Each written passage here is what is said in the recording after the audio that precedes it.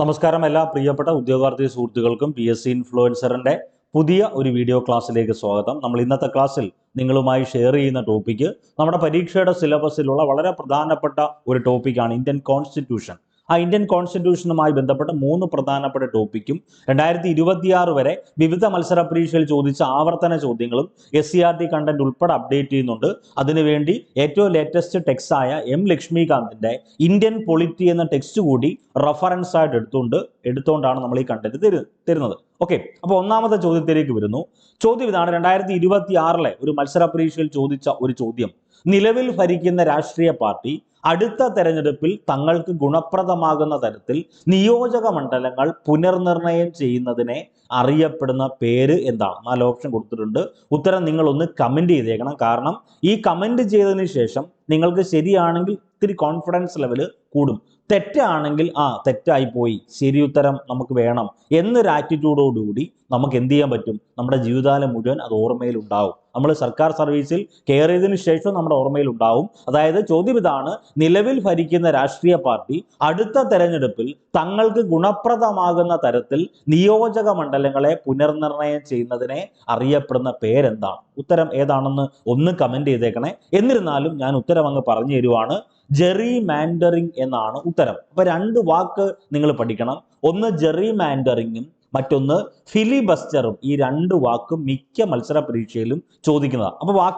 അപ്പൊ നിങ്ങൾ മനസ്സിൽ വിചാരിക്കും, സാറേ ബാക്കിയുള്ള ഓപ്ഷൻ എയും സിയും ഡിയും ഒക്കെ ഒന്ന് പറഞ്ഞു തരാമോ? പറഞ്ഞുതരാം. അതിനു മുമ്പ് ഈ 2 വാക്കൊന്ന് നോട്ട് ചെയ്തേക്കണം: ജെറി മാൻഡറിങ്ങും ഫിലിബസ്റ്ററും. എന്താ ജെറി മാൻഡറിങ് എന്ന് പറഞ്ഞാൽ? ഇപ്പൊ നോക്കൂ, വേറെ ഒന്നുമില്ല. ഇപ്പൊ ഇന്ത്യ എന്നറിയപ്പെടുന്ന മഹാരാജ്യം ഭരിക്കുന്നത് NDA ഗവൺമെന്റാ, ശരിയാണല്ലോ.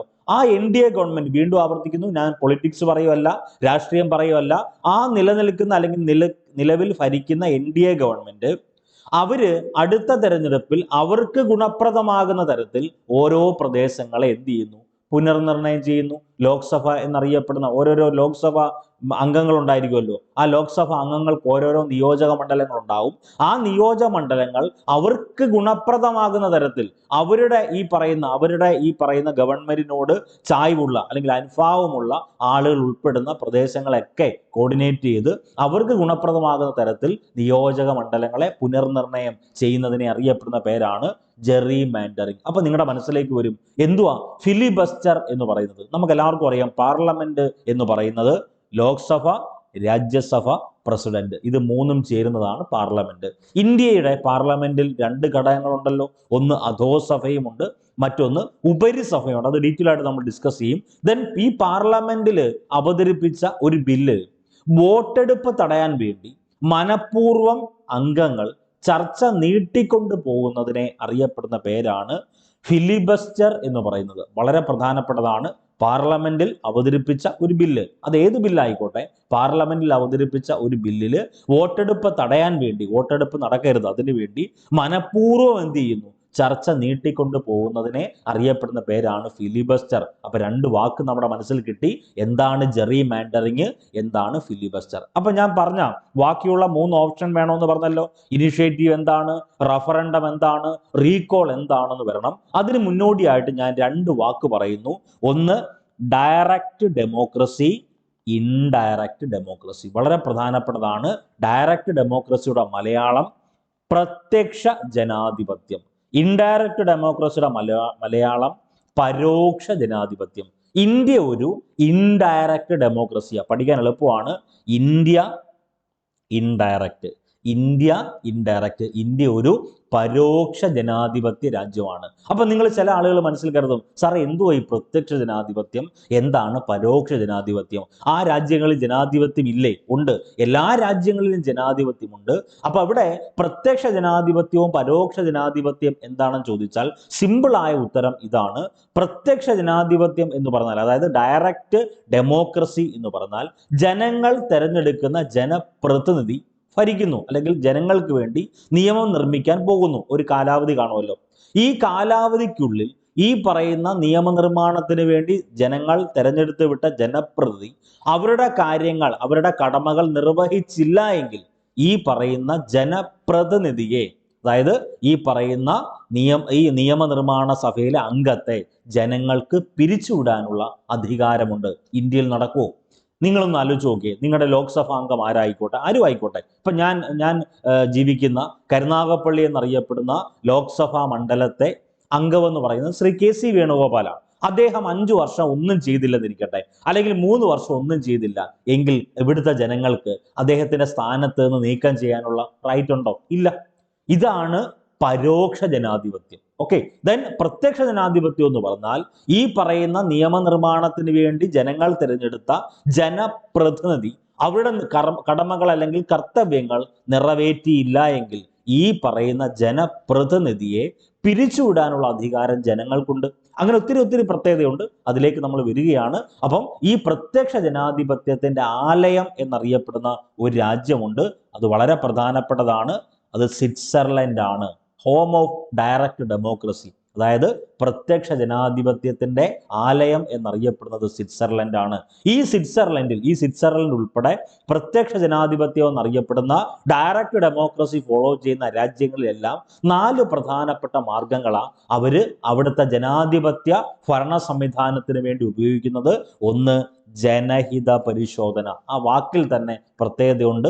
റഫറണ്ടം എന്നാണ് അതിന്റെ ഇംഗ്ലീഷ് പരിഭാഷ. ജനഹിത പരിശോധന എന്ന് പറഞ്ഞാൽ നിങ്ങൾ തന്നെ ഒന്ന് ആലോചിച്ച് നോക്ക്. ജനത്തിന്റെ ഹിതം പരിശോധിക്കുന്നു, എന്റെ ഹിതം നോക്കുന്നു. വേറെ ഒന്നും നിങ്ങൾ ചിന്തിക്കേണ്ട.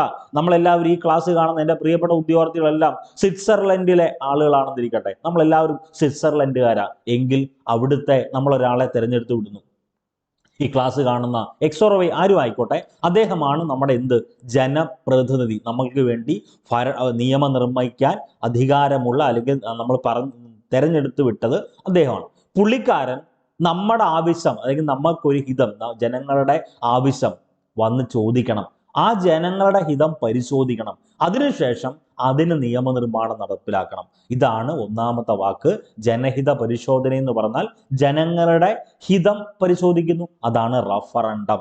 2, തിരിച്ചു വിളിക്കൽ എന്ന് പറഞ്ഞൊരു നടപടിയുണ്ട്. പ്രത്യക്ഷ ജനാധിപത്യത്തിലുള്ള മറ്റൊരു നടപടിക്രമമാണ് തിരിച്ചു വിളിക്കൽ. തിരിച്ചു വിളിക്കൽ എന്ന് പറഞ്ഞാൽ നിങ്ങൾ വേറെ ഒന്നും ചിന്തിക്കേണ്ട, നമുക്ക് വേണ്ട പ്രധാനപ്പെട്ട കണ്ടന്റ് ആണ് തിരിച്ചു വിളിക്കൽ എന്ന് പറഞ്ഞാൽ. അതായത് ഈ പറയുന്ന ജനപ്രതിനിധി, നിയമനിർമ്മാണത്തിന് വേണ്ടി നമ്മൾ പറഞ്ഞു വിട്ട ജനപ്രതിനിധി അയാളുടെ അല്ലെങ്കിൽ അദ്ദേഹത്തിന്റെ കടമ അല്ലെങ്കിൽ കർത്തവ്യം നിറവേറ്റിയില്ല എങ്കിൽ കാലാവധിക്ക് മുമ്പേ അദ്ദേഹത്തെ എന്ത് ചെയ്യാം?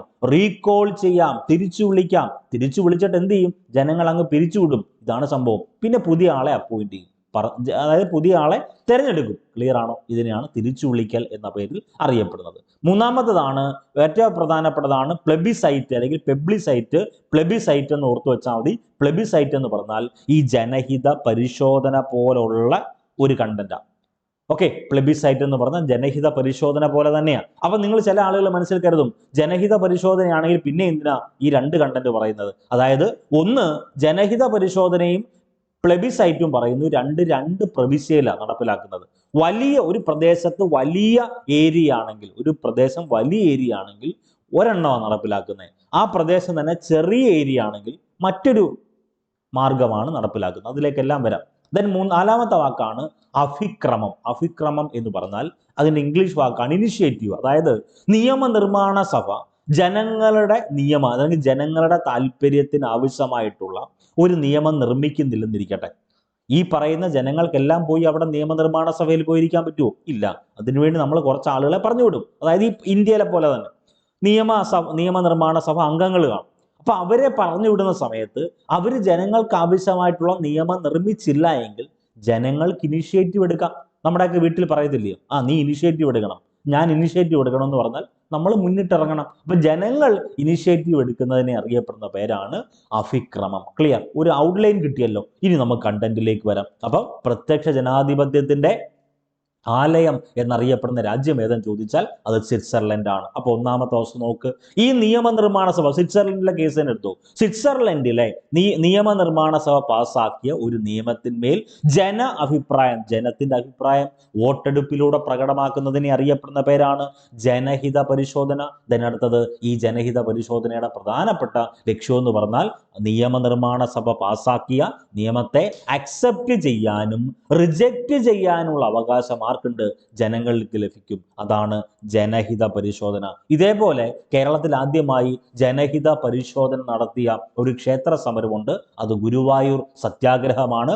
1931 ഗുരുവായൂർ സത്യാഗ്രഹം നടക്കുന്നത്. കേരളത്തിൽ ആദ്യമായി ജനഹിത പരിശോധന നടത്തിയ ക്ഷേത്ര സമരം ഏതെന്ന് ചോദിച്ചാൽ അത് ഗുരുവായൂർ ക്ഷേത്ര സമരമാണ്. ഗുരുവായൂർ ക്ഷേത്ര സമരത്തിന് നേതാവ് ഇമ്പോർട്ടന്റ് കെ കേളപ്പൻ. ഗുരുവായൂർ ക്ഷേത്രം അല്ലെങ്കിൽ ഗുരുവായൂർ ക്ഷേത്രം ഇപ്പോൾ സ്ഥിതി ചെയ്യുന്നത് തൃശ്ശൂർ ജില്ലയിലാണ്. അപ്പൊ ഗുരുവായൂർ ക്ഷേത്രത്തിലാണല്ലോ കേരളത്തിൽ ആദ്യമായി ജനഹിത പരിശോധന നടത്തിയത്. അപ്പൊ ഏത് താലൂക്കിലാണ് ഈ ജനഹിത പരിശോധന നടത്തി എന്ന് ചോദിച്ചാൽ ഉത്തരമായി നിങ്ങൾ എഴുതേണ്ടത് പൊന്നാനി താലൂക്ക്. 1931 ഗുരുവായൂർ ക്ഷേത്ര സമരം നടക്കുന്നു. ഗുരുവായൂർ ക്ഷേത്ര സമരത്തിന് നേതാവ് കെ കേളപ്പനാണ്. വളരെ ഇമ്പോർട്ടന്റ് ആണ് ഈ ക്വസ്റ്റ്യൻ ഒക്കെ. ഓക്കെ, അപ്പൊ എന്താണ് ജനഹിത പരിശോധനയുടെ നമ്മൾ ഇപ്പൊ പഠിക്കുന്ന ജനഹിത പരിശോധന എന്ന് പറഞ്ഞാൽ നിയമത്തെ അംഗീകരിക്കാനും അല്ലെങ്കിൽ അക്സെപ്റ്റ് ചെയ്യാനും റിജക്റ്റ് ചെയ്യാനുള്ള അവകാശം ആർക്ക്? ജനങ്ങൾക്ക് ലഭിക്കുന്ന മാർഗമാണ് ജനഹിത പരിശോധന എന്ന പേരിൽ അറിയപ്പെടുന്നത്. ഓക്കെ ആണല്ലോ. ഇനി ഏറ്റവും പ്രധാനപ്പെട്ട വസ്തുതയുണ്ട്. ഈ നിയമനിർമ്മാണത്തിൽ ജനങ്ങൾക്ക് പങ്കാളിത്തവും താല്പര്യം ഉണ്ടാകുന്നതിനും നിയമങ്ങളെക്കുറിച്ച് ബോധവാന്മാരാകുകയും ചെയ്യുന്നത് ഈ ജനഹിത പരിശോധനയിലൂടെയാണ്. SCERT സ്കൂൾ ടെക്സ്റ്റിൽ പറഞ്ഞിട്ടുണ്ട്. ജസ്റ്റ് വായിച്ചു പോയച്ചെന്ന് മാത്രം മതി. ഓക്കെ, ഇനി നമുക്ക് വേണ്ടത് നമ്മൾ നേരത്തെ പറഞ്ഞ വസ്തുത തന്നെ, തിരിച്ചു വിളിക്കൽ അല്ലെങ്കിൽ റീകോൾ എന്ന് പറഞ്ഞാൽ എന്താ? തെരഞ്ഞെടുക്കപ്പെട്ട ജനപ്രതിനിധികളെ അവരുടെ പ്രവർത്തനം തൃപ്തികരമല്ലെന്ന് കണ്ടാൽ ഒന്ന് ആലോചിച്ച് നോക്കൂ. ഇപ്പൊ സ്വിറ്റ്സർലൻഡിൽ ഒരു ജനപ്രതിനിധിയെ നമ്മൾ എന്ത് ചെയ്യുന്നു? തെരഞ്ഞെടുത്ത് വിട്ടു. അയാൾ നിർമ്മിക്കാൻ വേണ്ടി നിയമനിർമ്മാണ സഭയിൽ പോയി.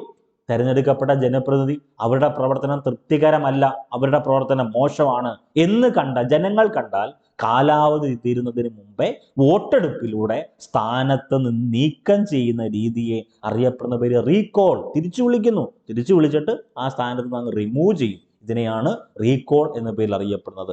പിന്നെ നമ്മൾ നേരത്തെ പറഞ്ഞ വസ്തുതയാണ് അതിക്രമം അല്ല. അഭിക്രമം അല്ലെങ്കിൽ ഇനിഷ്യേറ്റീവ് എന്ന് പറഞ്ഞാൽ ഒരു അനിവാര്യമായിട്ടുള്ള ജനങ്ങൾക്ക് ഏറ്റവും അത്യാവശ്യമായ അല്ലെങ്കിൽ ആ ജനങ്ങൾക്കും ആ രാജ്യത്തിനും ഏറ്റവും അനിവാര്യമായിട്ടുള്ള ഒരു വിഷയത്തിൽ നിയമനിർമ്മാണം നടത്താൻ ആര് മടി കാണിക്കുകയാണെങ്കിൽ നിയമനിർമ്മാണ സഭ മടി കാണിക്കുക എന്ന് പറഞ്ഞാൽ നിയമനിർമ്മാണ സഭയിൽ അംഗങ്ങൾ എന്ത് ചെയ്യുന്നില്ല? അതിന് വേണ്ടി ഇനിഷ്യേറ്റീവ് എടുക്കുന്നില്ല. എങ്കിൽ അതിനു വേണ്ടി ജനങ്ങൾ ഇനിഷ്യേറ്റീവ് എടുക്കും. ജനങ്ങൾ മുൻകൈ എടുക്കുന്നതിനെ അറിയപ്പെടുന്ന പേരാണ് അഭിക്രമം അല്ലെങ്കിൽ ഇനിഷ്യേറ്റീവ് എന്ന പേരിൽ അറിയപ്പെടുന്നത്. വളരെ പ്രധാനപ്പെട്ടതാണ്. ഇനി നമ്മൾ നേരത്തെ പറഞ്ഞല്ലോ, ഈ പറയുന്ന പെബ്ലിസൈറ്റ് എന്ന് പറയുന്നതും എന്ത് തന്നെയാണ്? ഒരു ജനഹിത പരിശോധന. അപ്പൊ രണ്ട് വാക്കുണ്ട്. ഒന്ന് റഫറൻഡം എന്നറിയപ്പെടുന്ന ജനഹിത പരിശോധന, മറ്റൊരു വാക്ക് പെബ്ലിസൈറ്റ്. ഓക്കെ, രണ്ടാണ്. നോക്ക്, ഒരു പ്രദേശം വലുതാണ് എങ്കിൽ, അതായത് സ്വിറ്റ്സർലൻഡിലെ തന്നെ ഒരു പ്രദേശം, ഒരു വലിയ റീജിയൻ. അപ്പൊ നോക്കൂ, ഇപ്പൊ സ്വിറ്റ്സർലൻഡ് വലിയ രാജ്യം, ഇങ്ങനൊരു രാജ്യമാണെന്ന് എക്സാമ്പിൾ ഇരിക്കട്ടെ. എങ്കിൽ അവിടുത്താണ്ട് ഈ ഭാഗത്ത് പ്രധാനപ്പെട്ട ഒരു പ്രശ്നം വന്നു, ജനങ്ങൾക്കൊരു ആവശ്യം വന്നു, അല്ലെങ്കിൽ ജനങ്ങളുടെ ആഗ്രഹം ഇന്നതാണ്. അപ്പൊ അവിടെ ഉപയോഗിക്കുന്നതാണ് റഫറൻഡം. അതിൽ തന്നെ ചെറിയ പ്രദേശങ്ങൾ ഉണ്ടായിരിക്കുമല്ലോ. അപ്പൊ അവിടെ ഉപയോഗിക്കുകയാണ്. അവിടെ തർക്കങ്ങൾ വരുവാണെങ്കിൽ അവിടെ ഉപയോഗിക്കാൻ വേണ്ടിയുള്ള ജനഹിത പരിശോധനയാണ് എന്ത്? പെബ്ലിസൈറ്റ്. രണ്ടാണ്. റഫറൻഡവും പെബ്ലിസൈറ്റും നമ്മൾ പറയുമ്പം രണ്ടും എന്ത് തന്നെയാണ്? ഒരു തരത്തിലുള്ള ജനഹിത പരിശോധനയാണ്. പക്ഷേ ഏരിയയിലുള്ള വ്യത്യാസം വരും. ഒരു വലിയ ഭൂപ്രദേശത്തിലാണ് അത് ഉപയോഗിക്കുന്നതെങ്കിൽ റഫറൻഡം, ചെറിയ പ്രദേശങ്ങളിലാണ് അത് ഉപയോഗിക്കുന്നതെങ്കിൽ പെബ്ലിസൈറ്റ്. ക്ലിയർ ആണല്ലോ? ഓക്കെ ആണല്ലോ? ഇനി നമ്മൾ കവർ ചെയ്യാൻ വേണ്ടി പോകുന്നത് വളരെ ഇമ്പോർട്ടൻ്റ് ആയിട്ടുള്ള ഒരു കൺസെപ്റ്റാണ് ലോക്സഭ. അപ്പൊ എൻ്റെ പ്രിയപ്പെട്ട ഉദ്യോഗാർത്ഥികൾ എനിക്ക് വേണ്ടി ചെയ്യേണ്ട ഒരു കമന്റ്, അതായത് നിലവിൽ, അതായത് 2026 ആണല്ലോ ഇത്, 2026 നിലവിൽ എത്ര ലോക്സഭയാ ഇന്ത്യയിൽ? നിലവിൽ എത്ര ലോക്സഭയാണെന്ന് ഒന്ന് കമന്റ് ചെയ്തേ. ഇനി അതിന്റെ അഡീഷണൽ ആയിട്ട് ഞാൻ കുറച്ച് കണ്ടന്റ് പറഞ്ഞു തരുക. നിലവിലെ ലോക്സഭാ സ്പീക്കർ, ലോക്സഭ എത്രയാണെന്ന് നിങ്ങൾ കമന്റ് ചെയ്തു എന്ന് വിശ്വസിക്കുന്നു. നിലവിലെ ലോക്സഭാ സ്പീക്കറിന്റെ പേര് ഓം ബിർള ഓം ബിർളയാണ് നിലവിലെ ലോക്സഭാ സ്പീക്കർ. ആ ലോക്സഭാ സ്പീക്കറായ ഓം ബിർള പ്രതിനിധാനം ചെയ്യുന്ന മണ്ഡലം കോട്ടാ മണ്ഡലമാണ്, രാജസ്ഥാനിലെ കോട്ടാ മണ്ഡലം. ഇത്രയും കാര്യങ്ങളൊക്കെ ആണല്ലോ. ഇനി നമ്മൾ ടോപ്പിക്കായിട്ട് എടുക്കാൻ പോകുന്നത് ലോക്സഭയാണ്. 100% ഉറപ്പായും പരീക്ഷയ്ക്ക് ചോദിക്കുന്ന കണ്ടന്റ് ആണ് ലോക്സഭ. ഇന്ത്യൻ പാർലമെന്റിന്റെ അധോസഭ, അതായത് ലോവർ ഹൗസ്. ഇന്ത്യൻ പാർലമെന്റിന്റെ അധോസഭ അല്ലെങ്കിൽ ലോവർ ഹൗസ് എന്നറിയപ്പെടുന്നത് ലോക്സഭയാണ്. ഈ ലോക്സഭയാണ് ജനപ്രതിനിധി സഭ എന്ന പേരിൽ അറിയപ്പെടുന്നത്. അപ്പൊ ലോക്സഭ എന്തു പേരിൽ അറിയപ്പെടുന്നത്?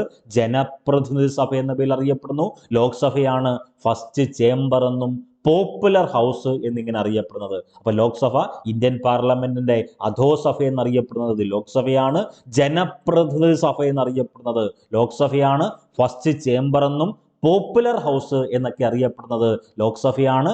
ഈ പറയുന്ന ലോക്സഭാ അംഗങ്ങളെ ജനങ്ങൾ നേരിട്ടല്ലയോ തിരഞ്ഞെടുക്കുന്ന 20 ലോക്സഭാ അംഗങ്ങൾ കേരളത്തിൽ നിന്നുള്ള ലോക്സഭാ അംഗങ്ങളുടെ എണ്ണം 20ആണ്. കേരളത്തിലെ നിയമസഭാ അംഗങ്ങളുടെ എണ്ണം 140ആണ്. അപ്പൊ കേരളത്തിലെ ഈ 20 ലോക്സഭാ അംഗങ്ങളെ പറ്റിയുള്ള കണ്ടന്റിൽ ഏറ്റവും പ്രധാനപ്പെട്ട ഒരു വ്യക്തിത്വമാണ് ശ്രീ KC വേണുഗോപാൽ. KC വേണുഗോപാലിന്റെ പ്രത്യേകത എന്താണെന്ന് നിങ്ങൾക്ക് എല്ലാവർക്കും അറിയാം. അദ്ദേഹം വളരെ പ്രധാനപ്പെട്ട വ്യക്തിത്വമാണ്. അദ്ദേഹം പബ്ലിക് അക്കൗണ്ട് കമ്മിറ്റിയുടെ നിലവിലെ ചെയർമാനാണ്. നിലവിലെ പബ്ലിക് അക്കൗണ്ട് കമ്മിറ്റിയുടെ ചെയർമാനാണ് ആര്? ശ്രീ KC വേണുഗോപാൽ. അപ്പൊ ജനങ്ങൾ നേരിട്ടാണ് ആരെ തിരഞ്ഞെടുക്കുന്നത്? ലോക്സഭാ അംഗങ്ങളെ തിരഞ്ഞെടുക്കുന്നത്.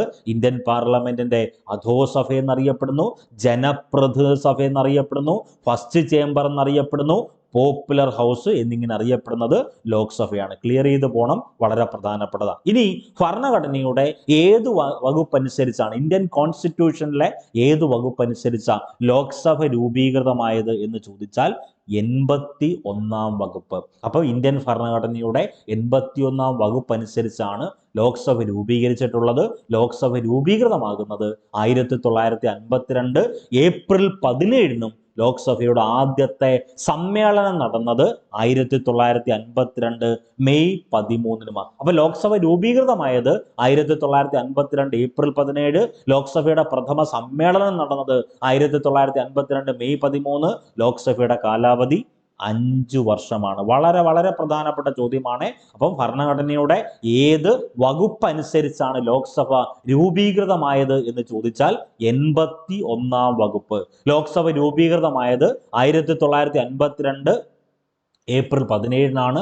ലോക്സഭയുടെ പ്രഥമ സമ്മേളനം നടന്നത് എന്നാണ് ചോദിച്ചാൽ അത് 1952 മെയ് 13-നാണ്. ലോക്സഭയുടെ കാലാവധി ഇമ്പോർട്ടൻ്റ് ആണ്. ലോക്സഭയുടെ കാലാവധി 5 വർഷമാണ്. ഉറപ്പായിട്ടും പരീക്ഷയ്ക്ക് ചോദിക്കുന്നതാണ്. ലോക്സഭയുടെ കാലാവധി 5 വർഷം. നിർണായകമായ മേഖലയാണ് ഈ പറയുന്നത്. ദെൻ ലോക്സഭ അംഗത്തിന്റെ കാലാവധി. ലോക്സഭയുടെ കാലാവധി 5 വർഷമാണ്. അപ്പൊ ലോക്സഭ അംഗത്തിന്റെ കാലാവധി എത്ര വർഷം തന്നെ?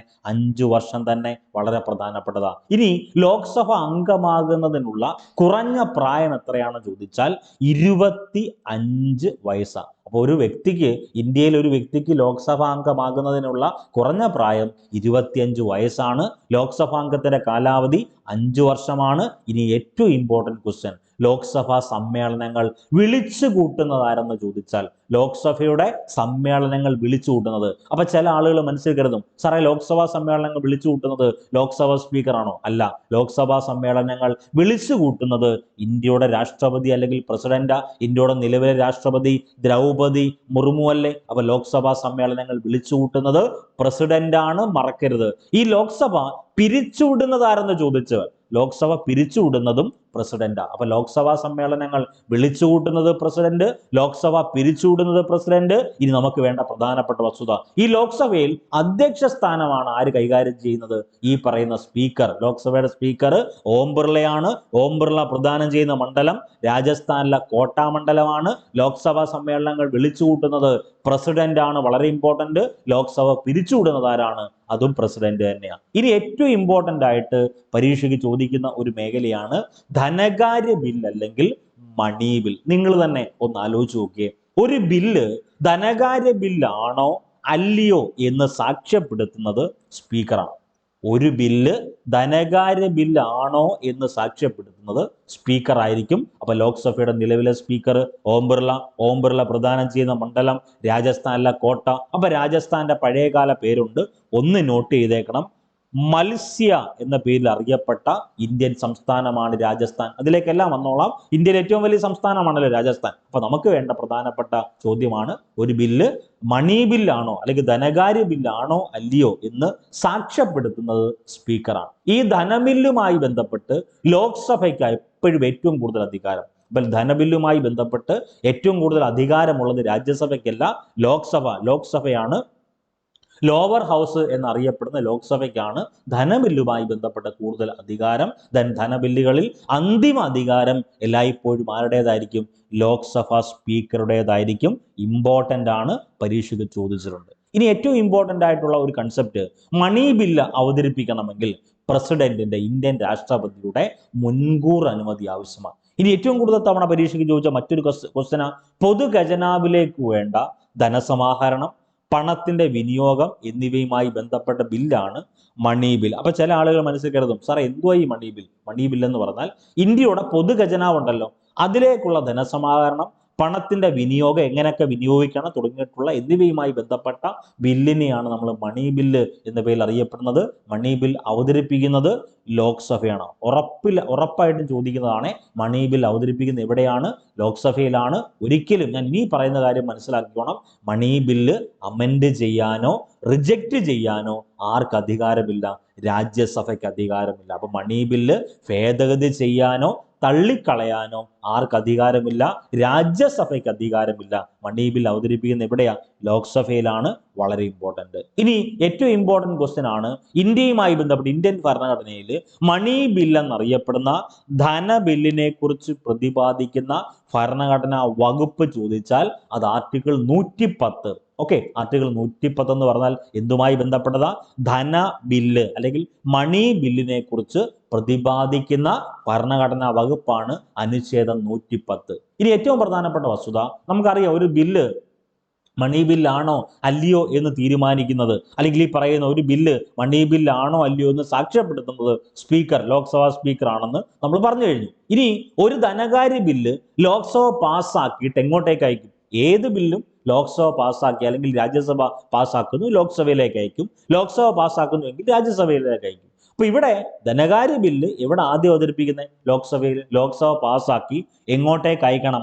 രാജ്യസഭയിലേക്ക് അയക്കണം. ഈ രാജ്യസഭയിലേക്ക് അയച്ചിട്ട് 14 ദിവസത്തിനുള്ളിൽ ആ ബില്ല് രാജ്യസഭ തിരിച്ചയച്ചില്ലെന്നിരിക്കട്ടെ, തിരിച്ചയക്കണം. അതാ 14 ദിവസത്തിനുള്ളിൽ ആ ബില്ല് രാജ്യസഭ തിരിച്ചയക്കണം, അതായത് തിരിച്ച് ലോക്സഭയിലേക്ക് തന്നെ തിരിച്ചയക്കണം. അങ്ങനെ അയച്ചില്ല എങ്കിൽ, അല്ലാത്തെന്ന് വെച്ചാൽ അയച്ചില്ല എങ്കിൽ രാജ്യസഭയുടെ അംഗീകാരം ഇല്ലാതെ തന്നെ ആ ബില്ല് പാസ്സായതായിട്ട് കണക്കാക്കപ്പെടും. വളരെ പ്രധാനപ്പെട്ടതാ. അപ്പോൾ ഒരു ധനകാര്യ ബില്ല് ലോക്സഭ പാസ്സാക്കി എങ്ങോട്ടേക്ക് അയച്ചാൽ? രാജ്യസഭയിലേക്ക് അയച്ചാൽ 14 ദിവസം, ഇമ്പോർട്ടൻ്റ് ആണ്, 14 ദിവസത്തിനുള്ളിൽ എന്ത് ചെയ്യണം? ആ ബില്ല് രാജ്യസഭ തിരിച്ചയക്കണം. അല്ല എങ്കിൽ രാജ്യസഭയുടെ അംഗീകാരമില്ലാതെ തന്നെ ബില്ല് എന്ത് ചെയ്യും? പാസ്സായതായിട്ട് കണക്കാക്കപ്പെടും. വളരെ പ്രധാനപ്പെട്ടതാണ്. ഇനി നമ്മൾ 110 ഈ പറയുന്ന ധന അല്ലെങ്കിൽ മണി ബില്ലിനെ കുറിച്ച് പ്രതിപാദിക്കുന്ന ഭരണഘടനാ വകുപ്പാണെന്ന് പറഞ്ഞു. ഇനി അവിടെ ഏറ്റവും പ്രധാനപ്പെട്ട വസ്തുതയാണ്, ധനബില്ലുമായി ബന്ധപ്പെട്ട പ്രത്യേക നടപടിക്രമങ്ങളും ഒരു ധനബില്ല് രാജ്യസഭയിൽ അവതരിപ്പിക്കാൻ പാടില്ല എന്ന് പ്രതിപാദിക്കുന്ന അനുച്ഛേദമാണ് അനുച്ഛേദം 109. അപ്പൊ 110 പറയുന്നത് ധനബില്ലിനെ പറ്റി അല്ലെങ്കിൽ മണി ബില്ലിനെ പറ്റിയാണെങ്കിൽ അത് രാജ്യസഭയിൽ അവതരിപ്പിക്കാൻ പാടില്ല എന്ന് പറയുന്ന ആർട്ടിക്കിളാണ് ആർട്ടിക്കിൾ 109. വളരെ പ്രധാനപ്പെട്ടതാണ്. ഇനി ഒരു കാര്യം ശ്രദ്ധിച്ചു, മണി ബില്ലിൽ രാജ്യസഭ നിർദ്ദേശിക്കുന്ന ഭേദഗതികൾ ലോക്സഭയ്ക്ക് വേണമെങ്കിൽ സ്വീകരിക്കാം, അല്ലെങ്കിൽ സ്വീകരിക്കാതിരിക്കാം. വേണമെങ്കിൽ കൊള്ളാം, അല്ലെങ്കിൽ തള്ളാം. ഇതാണ് ആറ്റിറ്റ്യൂഡ്. ദെൻ ഒരു ബില്ല് ഏറ്റവും കൂടുതൽ തവണ പരീക്ഷയ്ക്ക് ചോദിച്ച ചോദ്യം, ഒരു ബില്ല് മണി ബില്ലാണോ അല്ലെങ്കിൽ ധനബില്ലാണോ അല്ലയോ എന്ന് സാക്ഷ്യപ്പെടുത്തുന്നത് ലോക്സഭാ സ്പീക്കറാണ്. അപ്പൊ നിലവിൽ എത്ര ലോക്സഭയാണെന്നൊന്ന് കമന്റ് ചെയ്യാൻ പറഞ്ഞായിരുന്നേ. നിലവിൽ എത്ര ലോക്സഭയാണെന്ന് നിങ്ങൾ കമന്റ് ചെയ്തു എന്ന് വിശ്വസിക്കുന്നു. ലോക്സഭയുടെ സ്പീക്കർ ഓം ബിർളയാണ്. നിലവിലെ ലോക്സഭാ സ്പീക്കർ ഓം ബിർളയാണ്. ഓം ബിർള പ്രദാനം ചെയ്യുന്ന മണ്ഡലം രാജസ്ഥാനിലെ കോട്ട. ഇനി രാജ്യസഭയുമായി ബന്ധപ്പെട്ട ഒരു ചോദ്യത്തിലേക്ക് പോവുക. രാജ്യസഭയുടെ സമ്മേളനങ്ങൾ അധ്യക്ഷ പദം വഹിച്ച് നടപടികൾ നിയന്ത്രിക്കുന്നത് ആരാണ്? നിങ്ങൾ തന്നെ ഒന്ന് ആലോചിച്ച് നോക്കിയേ. ലോക്സഭയിലായിരുന്നെങ്കിൽ ലോക്സഭാ സമ്മേളനത്തിന്റെ അധ്യക്ഷ പദം ആരാണ്? ലോക്സഭാ സ്പീക്കറാണ്. പക്ഷേ രാജ്യസഭ എന്നറിയപ്പെടുന്ന ഇന്ത്യൻ പാർലമെന്റിലെ ഏറ്റവും പ്രധാനപ്പെട്ട സഭയായ രാജ്യസഭയുടെ സമ്മേളനങ്ങളിൽ അധ്യക്ഷ പദവി വഹിച്ച് അല്ലെങ്കിൽ അധ്യക്ഷ പദം വഹിച്ച് നടപടികൾ നിയന്ത്രിക്കുന്നത് ആരെന്ന് ചോദിച്ചാൽ ഉത്തരമായിട്ട് നിങ്ങൾ എഴുതേണ്ടത് ഓപ്ഷൻ എ, ഉപരാഷ്ട്രപതിയാണ്. അപ്പൊ എനിക്ക് വേണ്ടി നിങ്ങൾ ഒന്ന് കമന്റ് ചെയ്തേക്ക്, നിലവിലെ ഇന്ത്യയുടെ ഉപരാഷ്ട്രപതി ആരാ എന്നുകൂടി ഒന്ന് കമന്റ് ചെയ്തേക്ക്. അപ്പൊ രാജ്യസഭയുമായി ബന്ധപ്പെട്ട് രാജ്യസഭയുടെ അധ്യക്ഷനാണ് ചെയർമാൻ. രാജ്യസഭയുടെ ചെയർമാൻ എന്ന് പറഞ്ഞാൽ ഉപരാഷ്ട്രപതിയാണ്. രണ്ട് ചോദ്യങ്ങളാണ്. രാജ്യസഭയുടെ അധ്യക്ഷൻ, ഇപ്പൊ നോക്കൂ, ലോക്സഭയുടെ അധ്യക്ഷൻ സ്പീക്കർ ആണ് എന്ന് പറയത്തില്ലേ, അതേപോലെ രാജ്യസഭയുടെ അധ്യക്ഷൻ എപ്പോഴും രാജ്യസഭ ചെയർമാൻ ആയിരിക്കും. അതായത് രാജ്യസഭയുടെ ചെയർമാൻ ആരാ? അത് ഇന്ത്യയുടെ ഉപരാഷ്ട്രപതിയാണ്. രാജ്യസഭയുടെ ആദ്യ ചെയർമാൻ അപ്പൊ ആരാ?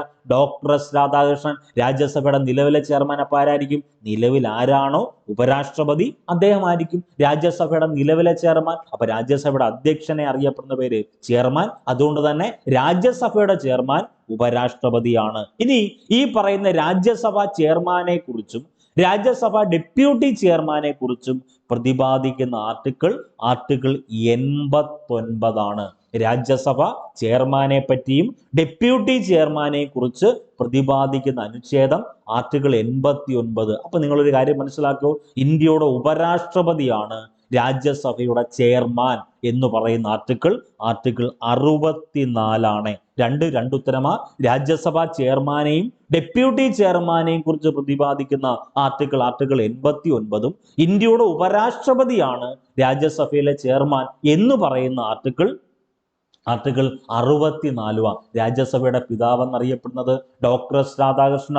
അദ്ദേഹമാണല്ലോ രാജ്യസഭയുടെ ആദ്യ ചെയർമാൻ. ഡോക്ടർ എസ് രാധാകൃഷ്ണനാണ് രാജ്യസഭയുടെ പിതാവ് എന്നറിയപ്പെടുന്നത്. വളരെ പ്രധാനപ്പെട്ടതാണ്. അപ്പൊ നിങ്ങളുടെ മനസ്സിലേക്ക് വളരെ പ്രധാനമായിട്ട് ഒരു പോയിന്റ് വരണം. രാജ്യസഭ ചെയർമാനായ ആദ്യ മലയാളി ആരാണ്? അത് KR നാരായണനാ. അപ്പൊ രാജ്യസഭ ചെയർമാൻ ആകുക എന്ന് പറഞ്ഞാൽ ഉപരാഷ്ട്രപതിയായ ആദ്യ മലയാളി KR നാരായണൻ. അപ്പൊ രാജ്യസഭ ചെയർമാനായ ആദ്യ മലയാളി KR നാരായണൻ അല്ലയോ? KR നാരായണന്റെ ജന്മദേശം ഏതാണെന്ന് ഒന്ന് കമന്റ് ചെയ്തേക്കണേ. അപ്പൊ നമുക്ക് വേണ്ട പ്രധാനപ്പെട്ട ചോദ്യം, ഈ പറയുന്ന രാജ്യസഭാ അംഗങ്ങൾ അവരുടെ ഇടയിൽ നിന്ന് ഒരംഗത്തെ എന്ത് ചെയ്യുന്നു? ഡെപ്യൂട്ടി ചെയർമാനായിട്ട് തിരഞ്ഞെടുക്കുന്നു. അപ്പൊ ചെയർമാൻ ഉപരാഷ്ട്രപതി ആയിരിക്കും. ഈ രാജ്യസഭാ അംഗങ്ങൾ തന്നെ അവരുടെ ഇടയിൽ നിന്നായിരിക്കും ഒരു ഡെപ്യൂട്ടി ചെയർമാനെ തിരഞ്ഞെടുക്കുന്നത്. ഈ ചെയർമാൻ എന്തുമായിരിക്കും ഡെപ്യൂട്ടി ചെയർമാന്റെ പ്രധാനപ്പെട്ട നടപടിക്രമം അല്ലെങ്കിൽ കടമ എന്ന് പറയുന്നത്? ചെയർമാന്റെ അഭാവത്തിൽ രാജ്യസഭാ നടപടികൾ എന്ത് ചെയ്യണം? നിയന്ത്രിക്കണം. അപ്പൊ ചെയർമാനാണ് രാജ്യസഭാ നടപടികൾ നിയന്ത്രിക്കുന്നത്. ഉപരാഷ്ട്രപതിയാണ് ഈ പറയുന്ന രാജ്യസഭാ നടപടികൾ നിയന്ത്രിക്കുന്നത്. ഉപരാഷ്ട്രപതിയുടെ അഭാവത്തിൽ ആ നടപടികളെല്ലാം നിയന്ത്രിക്കുന്നത് ഡെപ്യൂട്ടി ചെയർമാൻ ആയിരിക്കും. ക്ലിയർ ആണോ? ഓക്കെ ആണോ? ഇനി അടുത്ത ഒരു ക്വസ്റ്റ്യൻ 2025 നടത്തിയ ഒരു ഡയറക്റ്റ് മത്സര പരീക്ഷാ ചോദ്യമാണ്. എത്ര വയസ്സ് പൂർത്തിയാക്കിയവർക്കാണ് രാജ്യസഭാ തെരഞ്ഞെടുപ്പിൽ മത്സരിക്കാൻ കഴിയുക? നിങ്ങൾ തന്നെ ഒന്ന് ആലോചിച്ച് നോക്കിയേ. ലോക്സഭയിൽ മത്സരിക്കണമെങ്കിൽ 25 വയസ്സ് മതി. പക്ഷേ രാജ്യസഭാ തെരഞ്ഞെടുപ്പിൽ മത്സരിക്കണമെങ്കിൽ വളരെ പ്രധാനപ്പെട്ടതാണ് 30 വയസ്സ് പൂർത്തീകരിക്കണം. അപ്പൊ എത്ര വയസ്സ് പൂർത്തിയാക്കിയവർക്കാണ് രാജ്യസഭാ തെരഞ്ഞെടുപ്പിൽ മത്സരിക്കാൻ കഴിയുക എന്ന് ചോദിച്ചാൽ 30. മത്സര പരീക്ഷയിൽ ആവർത്തിക്കുന്ന ഒരു ചോദ്യമാണ്.